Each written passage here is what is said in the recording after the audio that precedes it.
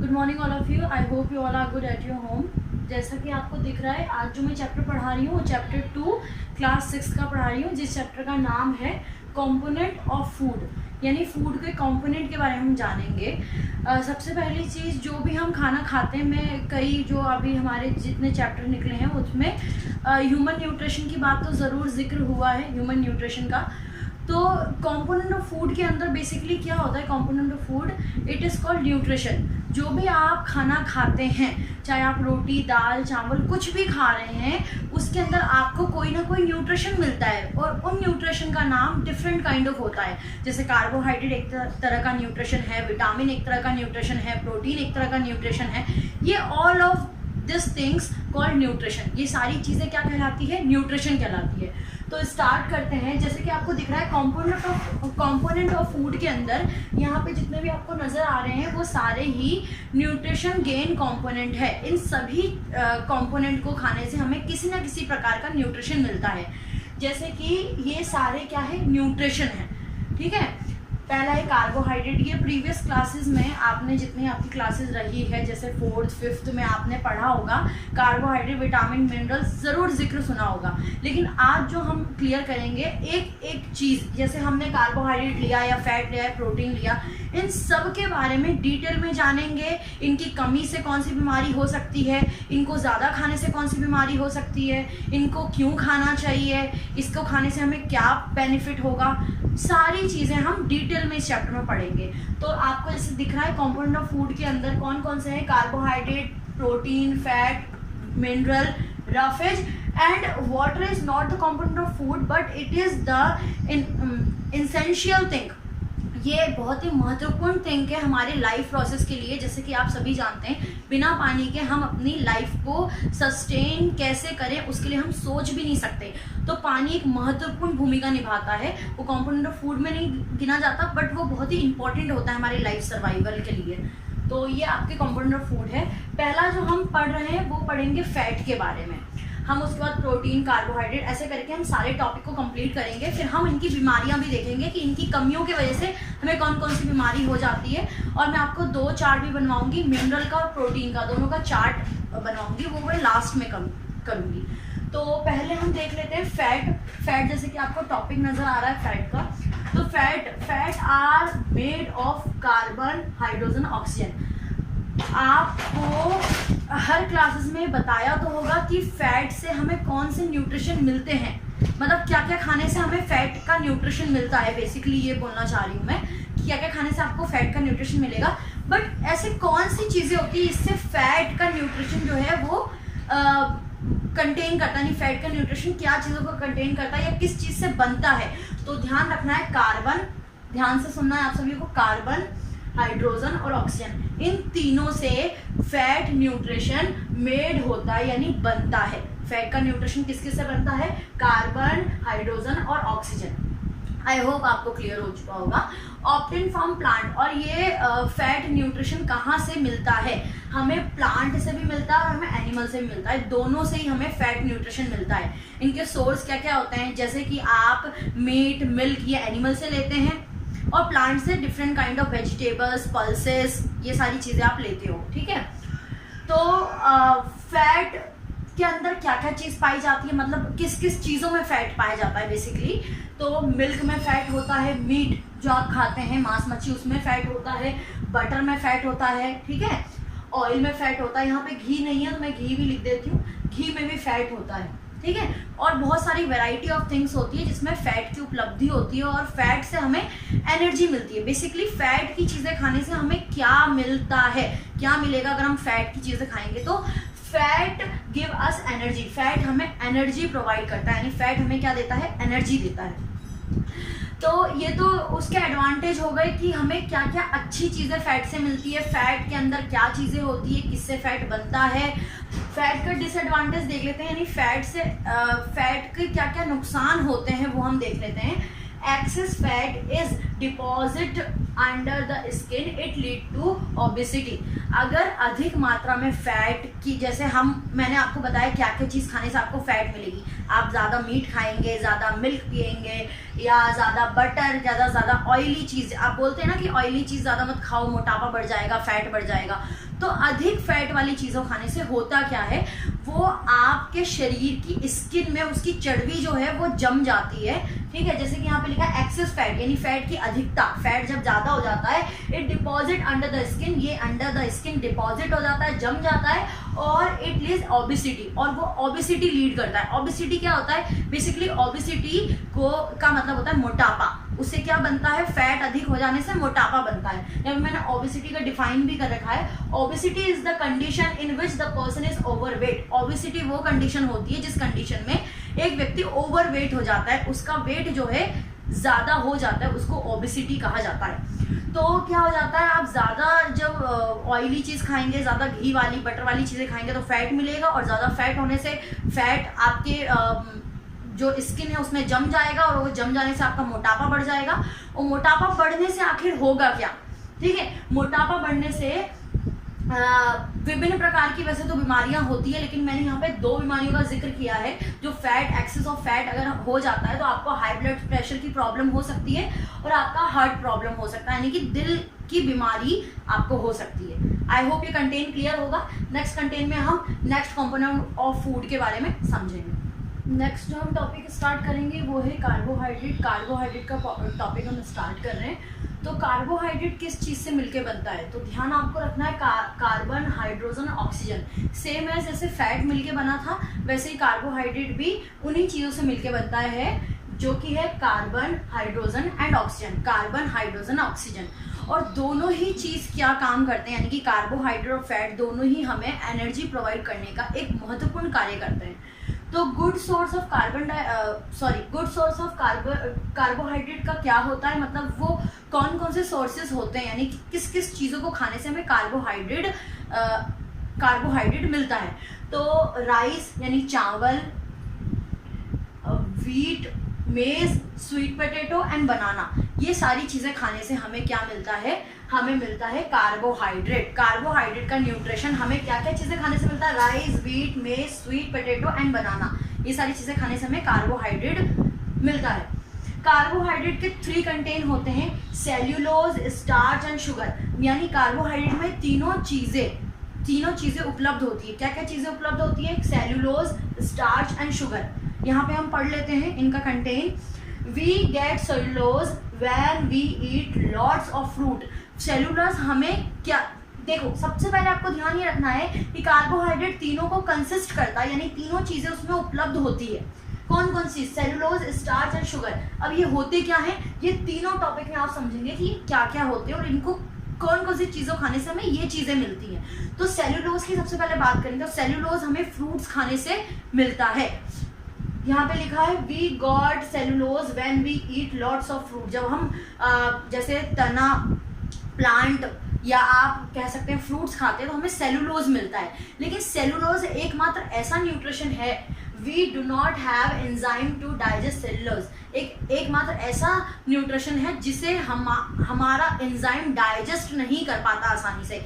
Cellulose एक ऐसा nutrition है जिसे हमारा एंजाइम जो है, जो मैंने एंजाइम्स के चैप्टर पढ़ाए हैं आपको, एंजाइम क्या होता है, जो कि खाने को ब्रेक डाउन कर लेता है, उसको लिक्विड फॉर्म बना देता है, वो एंजाइम की मदद से होता है। और एंजाइम हमारे शरीर में विभिन्न भाग में एंजाइम मौजूद होते हैं। तो एंजाइम की मदद से क्या होता है, हमारा फूड जो है सिंपलर फॉर्म में कन्वर्ट हो जाता है, सिंपलर फॉर्म बन जाता है। लेकिन एंजाइम सेलुलोज को डाइजेस्ट नहीं कर पाता, ठीक है, और इसको इट एक्ट एज रफेज, ये रफेज की तरह काम करता है। रफेज के बारे में हम आगे पढ़ेंगे, रफेज कौन सा पार्ट होता है और क्या होता है रफेज, वो आप डिटेलिंग में इसी चैप्टर में आगे समझेंगे। बेसिकली फ्रूट्स के पार्ट्स जो होते हैं वो रफेज की कैटेगरीज में आते हैं, ये ध्यान रखना है। तो ये ध्यान ये रखना है आपको कि एंजाइम सेलुलोज को क्या डाइजेस्ट नहीं कर पाता है। नेक्स्ट हमारा starch. Starch is found mainly in the wheat, rice and मेज। स्टार्च कहाँ पाए जाते हैं, स्टार्च आपके व्हीट में, राइस में, मेज में पाए जाते हैं।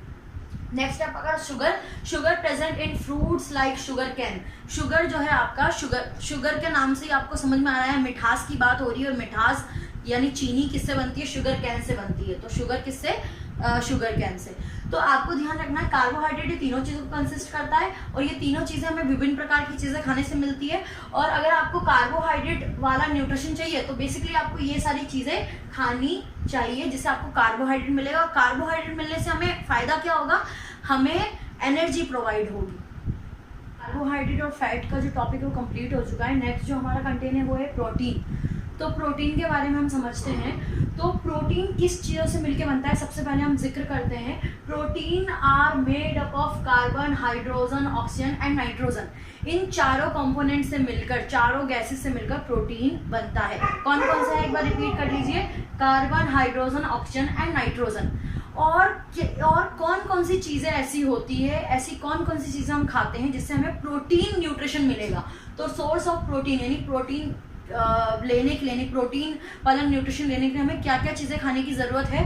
तो फिश, मीट, एग, मिल्क, चीज़, कर्ड, मछली, मांस, मच्छी, अंडा, दूध, दही और चीज़, ये सारी चीज़ों खाने से आपको क्या मिलेगा, प्रोटीन मिलेगा।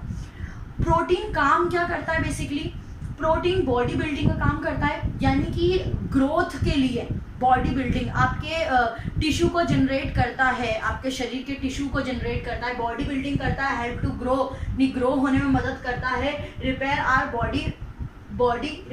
बॉडी यानी कि आपकी बॉडी में डैमेज होता है तो उसको रिपेयर करने का काम भी कौन करता है, प्रोटीन करता है। Formation of development of tissue का डेवलपमेंट करता है। तो ये बोथ आर सेम थिंग, जैसे बॉडी बिल्डिंग मैंने बोला है, बॉडी बिल्डिंग और फॉर्मेशन ऑफ डेवलपमेंट टिश्यू का मतलब सेम होता है।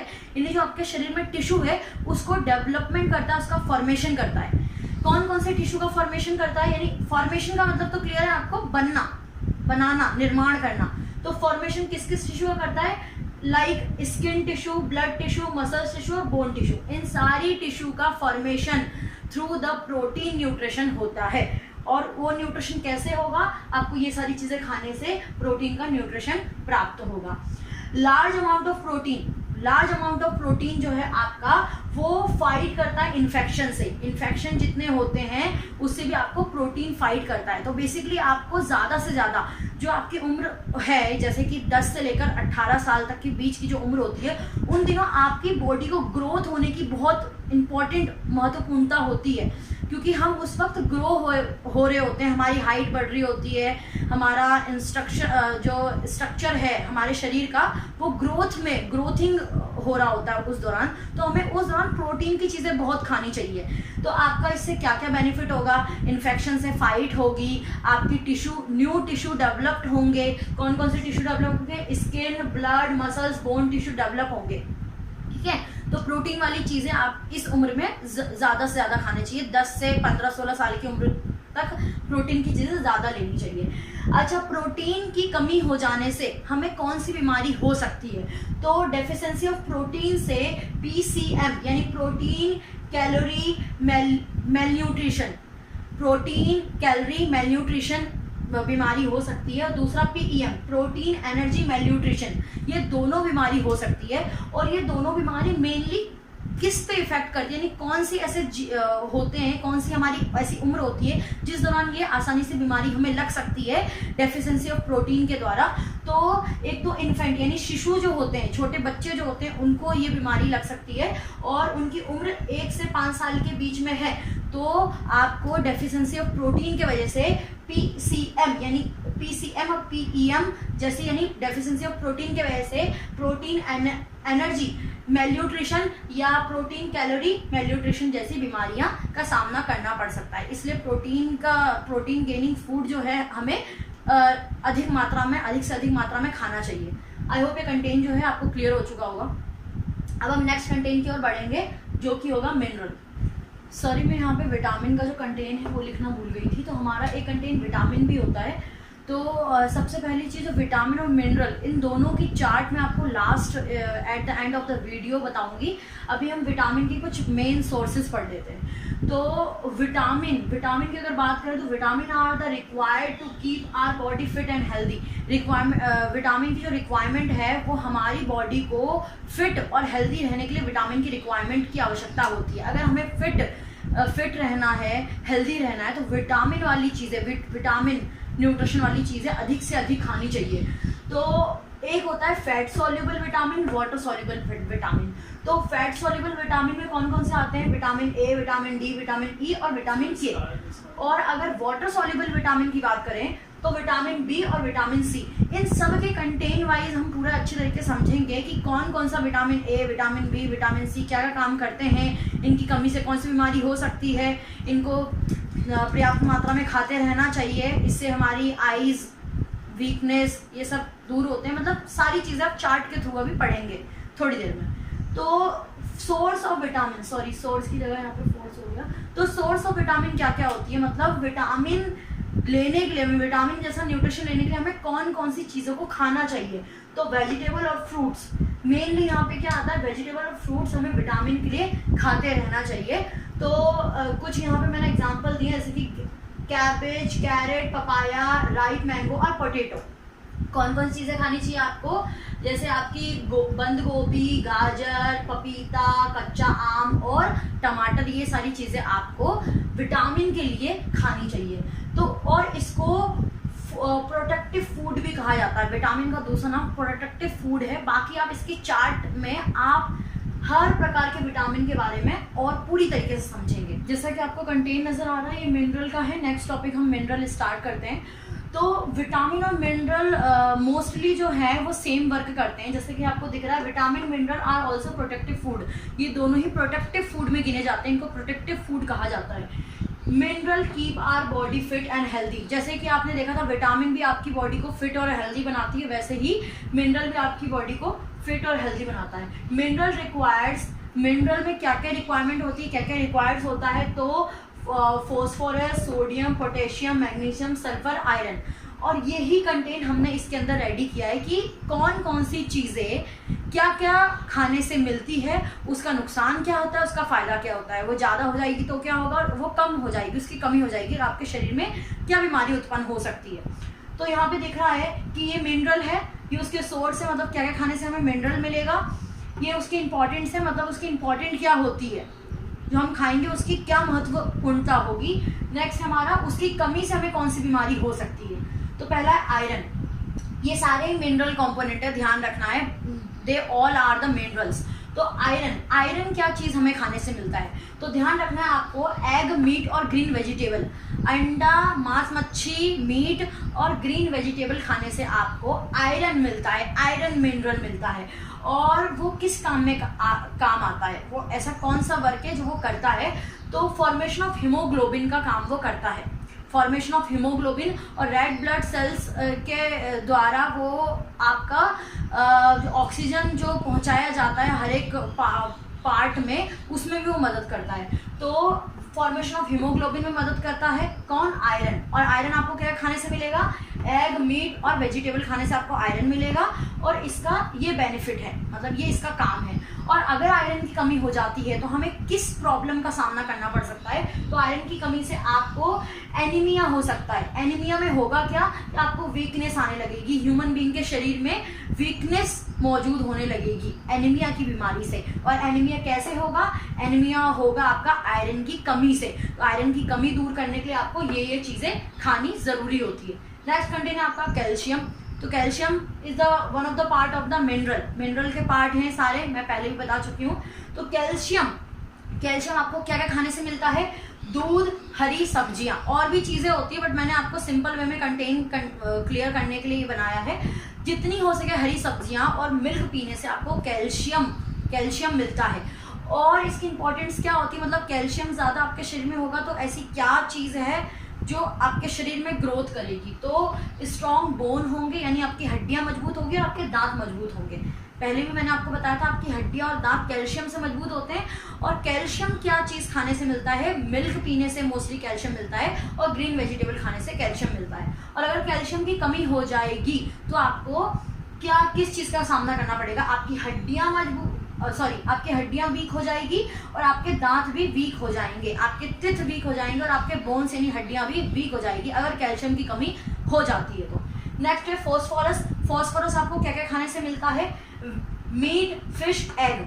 मीट, फिश, एग, ये तीनों खाने से आपको फॉस्फोरस मिलता है। और फॉस्फोरस क्या काम करता है? ये सेम वर्क करता है, बोन को स्ट्रॉन्ग करता है, टिथ को स्ट्रॉन्ग करता है। और दूसरा मेकिंग एनर्जी रिच कंपोनेंट, और वो एनर्जी प्रोवाइड करता है, एनर्जी बनाता है कंपोनेंट द्वारा।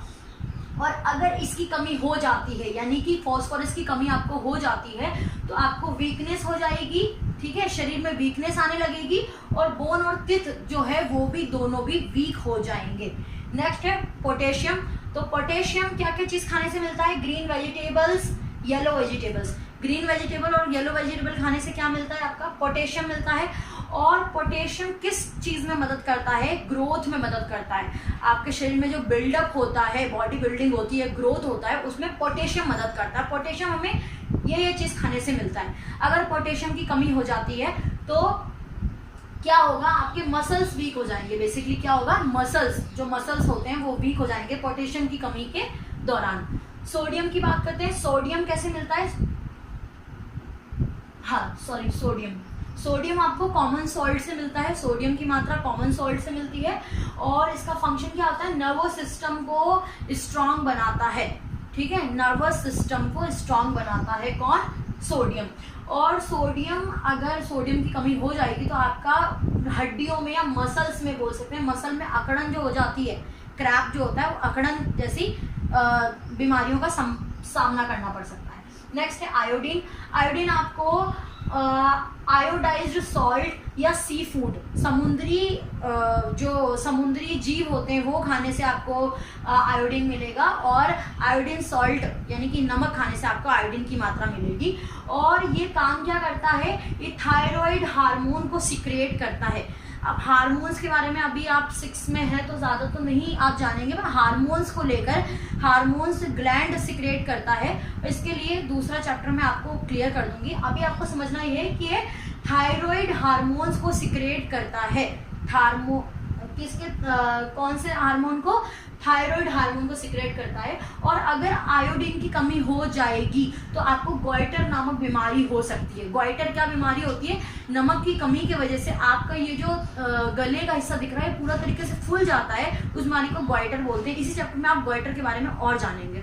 हमने ऑलमोस्ट सभी जितने भी न्यूट्रिशन है या कंपोनेंट ऑफ फूड है वो कंप्लीट कर लिया है। नेक्स्ट जो हमारा है वो है वाटर और रफेज साथ में पढ़ेंगे। और लास्ट हमारा टॉपिक रहेगा बैलेंस डाइट, जिसमें आप पिरामिड के बारे में समझेंगे। अभी हम ये कंप्लीट कर लेते हैं। Water is the major component of food, क्योंकि आपको पता है कि वाटर के बिना तो हमारा जीवन संभव ही नहीं है। हमें खाना बनाना है, पानी चाहिए, कपड़े धोना है, पानी चाहिए। मतलब अभी बेसिकली हम तो अभी न्यूट्रिशन की बात कर रहे हैं, कंपोनेंट ऑफ फूड की हम खाने पीने की बात तक रहते हैं। तो खाने पीने के अंदर पानी के बिना तो कोई खाना नहीं बन सकता, और खाना खाने के दौरान भी हमें पानी की आवश्यकता पड़ती है। तो water major component of food है। Our body are almost 70% water. हमारे शरीर में लगभग 70% पानी की मौजूदगी होती है। और पानी की कमी की वजह से क्या हो जाता है? डिहाइड्रेशन पानी की कमी की वजह से हो जाता है। तो डिहाइड्रेशन कैसे होता है? Loss a large amount of water. हमारे शरीर में जब पानी की कमी हो जाती है उस बीमारी को डिहाइड्रेशन बोलते हैं। उस बीमारी को दूर करने के लिए, यानी कि पानी की कमी या डिहाइड्रेशन को दूर करने के लिए हमें किस चीज़ का उपयोग करना चाहिए, क्या चीज़ों को इस्तेमाल में लाना चाहिए? ड्यूरिंग डिहाइड्रेशन, जब हमें डिहाइड्रेशन हो जाता है, बेसिकली डिहाइड्रेशन में होता क्या है? चक्कर वगैरह आना शुरू हो जाते हैं, ठीक है। तो इस दौरान हमें क्या करना चाहिए? हमें ड्रिंक ORS को पीना चाहिए। क्या पीना चाहिए? ORS का फुल फॉर्म क्या है? Oral rehydrating solution. Oral rehydrating solution का मतलब होता है ORS को पीना चाहिए। और अगर ORS नहीं है तो आप घर पे भी ORS बना सकते हैं। आप नमक और शक्कर यानी कि शुगर और सॉल्ट को मिलाकर ORS घर में भी तैयार कर सकते हैं। उसको पीने से डिहाइड्रेशन जैसी जो बीमारियां हैं वो ख़त्म हो सकती है। तो वी शुड इस डिहाइड्रेशन के लिए सबसे पहले ये ध्यान रखना है कि डिहाइड्रेशन हो ही ना, तो उसके लिए आपको ऑलमोस्ट दिन भर में every day 2 to 3 litre water को पीना चाहिए। कितना पानी? 2 से 3 लीटर पानी पीना चाहिए ताकि डिहाइड्रेशन हो ही ना। अगर इस दौरान आपको आप बेहोश हो जाते हैं, चक्कर वगैरह आ जाते हैं, तो आपको ORS घोल पीना चाहिए। ORS घोल अगर उपलब्ध नहीं है तो घर में भी ORS घोल को बना सकते हैं, नमक और चीनी को मिलाकर। दूसरा नेक्स्ट टॉपिक आपका रफेज। तो अभी थोड़ी देर पहले हमारा रफेज का जिक्र हुआ था। तो रफेज क्या है? Roughage is the fibrous part of the vegetable and fruits. Basically roughage क्या है? जो मेन ईटेबल जो होता है, बीज को छोड़ के, बीज को हटाकर जो उसमें फाइबर मौजूद होता है, जैसे कि आप सेब खा रहे हैं, सेब का मैंने अगर बीज वाले टुकड़े, शीट्स वाले हिस्से को अगर हटा दूं तो बाकी का जो आपका वो मटेरियल दिख रहा है वो पूरा रफेज है। तो बीज को हटाने के बाद जो हमारा मेन फ्रूट्स वाला जो पार्ट बचता है वो रफेज कहलाता है। ठीक है, जैसे कि यहाँ पे लिखा है fibrous part of the vegetable. Roughage क्या होता है? वेजिटेबल और फ्रूट्स का फाइब्रस पार्ट जो होता है वेजिटेबल कहलाता है, सॉरी रफेज कहलाता है। तो इट प्रिवेंट कॉन्स्टिपेशन, ये कब्ज जैसी बीमारियों के लिए भी क्या होता है? बहुत ही लाभदायक होता है। ये कॉन्स्टिपेशन को प्रिवेंट करता है, रोकता है। सोर्स ऑफ रफेज, रफेज के सोर्स क्या क्या होते हैं, क्या क्या खाने से हमें रफेज मिल सकता है? तो फ्रूट, सैलेड एंड कैबेज, यानी मोस्टली आप फ्रूट्स इसमें काउंटिंग में ले सकते हैं। इसमें फ्रूट्स खाने से आपको रफेज की मात्रा मिल सकती है। ये हमारा लास्ट टॉपिक है, जो जैसे कि मैंने बताया था बैलेंस डाइट टॉपिक का नाम है। तो बेसिकली आपको समझना है कि बैलेंस डाइट जो होता है, बैलेंस डाइट का मतलब अगर साधारण शब्दों में हम कहें तो हमें सभी प्रकार का न्यूट्रिशन गेन करना चाहिए। बैलेंस डाइट के अंदर हमें सभी प्रकार का न्यूट्रिशन गेन करना चाहिए, लेकिन नहीं ज़्यादा नहीं कम। वो साधारण भाषा में इसको बैलेंस डाइट कहा जाएगा। अगर हम ज़रूरत से ज़्यादा भी कोई भी न्यूट्रिशन लेते हैं, जैसे फैट वाली मैंने एग्जांपल आपको दिया था, फैट लेते हैं या कार्बोहाइड्रेट लेते हैं, राइस ज़्यादा खाते हैं, ऑयल ज़्यादा खाते हैं, तो हमारे लिए वो बीमारी बन सकती है। तो ना ही ज़रूरत से ज़्यादा ना ही ज़रूरत से कम न्यूट्रिशन को पर्याप्त मात्रा में ऑल ओवर न्यूट्रिशन को लेना आपका बैलेंस डाइट कहलाता है। Our diet must include variety of food. हमारे डाइट में सबसे इम्पॉर्टेंट है, हमारे डाइट में सभी प्रकार के न्यूट्रिशन होना बहुत ज़रूरी है। कार्बोहाइड्रेट, फैट, प्रोटीन, विटामिन बहुत सारे जो होते हैं वो सारे ही हमारे शरीर के न्यूट्रिशन के लिए, ये सारे ही न्यूट्रिशन बहुत ज़्यादा इम्पॉर्टेंट है। Always have fresh water. और बैलेंस डाइट की बात करें तो कुछ कंटेन है जिसका आपको खाना खाते से पहले इन चीज़ों का ध्यान रखना चाहिए। वैसे तो बहुत सारे थे, मैंने कुछ लिए इंपॉर्टेंट। तो ऑलवेज हैव फ्रेश वाटर, हमेशा साफ़ पानी पीना चाहिए, साफ़ खाना खाना चाहिए। नॉट ओवर कुक, आपके खाने को ओवर कुक नहीं करना चाहिए। ज़रूरत से ज़्यादा कुक करने से खाना जल जाएगा और वो न्यूट्रिशन जो है वो आपको नहीं मिल पाएगा। Avoid food too oily and spicy, ज़्यादा ऑयली और ज़्यादा स्पाइसी खाने को अवॉइड करना चाहिए। ज़्यादा ऑयली और ज़्यादा स्पाइसी खाना नहीं खाना चाहिए। कभी कभार चलता है, लेकिन रेगुलर खाओगे तो बीमारी हो सकती है। Wash fruit vegetable before eating, खाने से पहले सब्जी या वेजिटेबल जो भी आप खा रहे हैं उसको धोना बहुत ज़रूरी है। अब नेक्स्ट आपका डेफिशिएंसी डिसीजेस। डेफिशिएंसी डिसीजेस मतलब कमियों से जो बीमारियां आपको हो जाती है और वो जो गंभीर बीमारी हो जाती है जिसका इलाज जो है वो बहुत लंबे समय तक चलता है। तो यहाँ पे गोइटर और क्वाशिरोकोर और गोइटर, ये दो प्रकार की बीमारी है। हाँ, गोइटर क्या बीमारी होती है और क्वाशिरोकोर कैसी बीमारी होती है? दोनों ही बीमारी जो है अधिकतर जो है छोटे बच्चे जो होते हैं 1 से 5 साल के या 6 साल की उम्र के बच्चे होते हैं, इनको सबसे अधिक ये बीमारियां लगती है। और बेसिकली गोइटर जो है वो बड़े लोगों को भी लगती है, लेकिन क्वाशिरोकोर जो है वो आपके छोटे बच्चों को अधिक मात्रा में लगती है।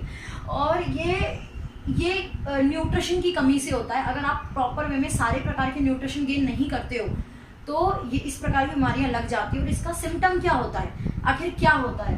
तो वीकनेस आ जाती है सबसे पहले, कि इंसान क्या होने लगता है? वीक होने लगता है, कमज़ोर होने लगता है। और skin become scaly crap, skin जो है वो उसमें झुर्रियों सी पड़ने लगती है, स्केली स्किन होने लगती है। ठीक है, क्रैप होने लगती है या फटने लगती है, आप बोल सकते हो। ग्रोथ ब्रेन डेवलपमेंट स्टॉप, आपके दिमाग की जो डेवलपमेंट है, जो ग्रोथ है, वो स्टॉप हो जाती है, रुक जाती है अगर ये बीमारियां आपको लग जाती हैं, इनके सिम्टम्स है, ठीक है। इसलिए आपको सभी प्रकार का न्यूट्रिशन जरूरी ही आपको सारे न्यूट्रिशन लेना चाहिए। ये चैप्टर इसी के साथ कंप्लीट होता है। आई होप ये चैप्टर आपको समझ में आया होगा। Have a good day, good luck.